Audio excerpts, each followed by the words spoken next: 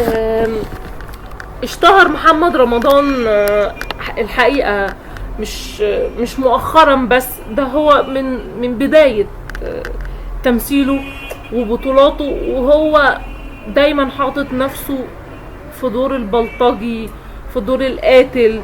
وده كان سبب انتقاد جميع، مش هنقول جزء من النقاد، يعني انتقاد جميع النقاد على الادوار ديت، لان هو دايما بيمثل دور البلطجي، دور الاسطورة، اي دور المهم يكون فيه دور عنف.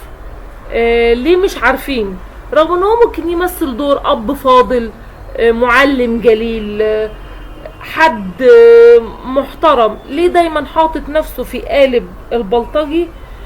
مش عارفين. يمكن دي سبب شهرته وحب الناس، او هو خلاص بقى ده شكله في البلطجة.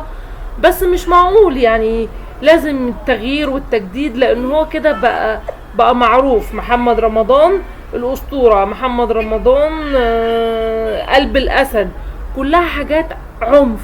ليه ما بيغيرش؟ ليه ما بيجددش؟ ده سبب انتقاد كتير من الناس. بس هو طبعا مش مهتم، لان هو اهم حاجة مسلسله بينجح، اهم حاجة بياخد فلوس، والفلوس دي بتزيد كل مرة بيمثل مسلسل جديد او فيلم جديد، وايراده بيعلى.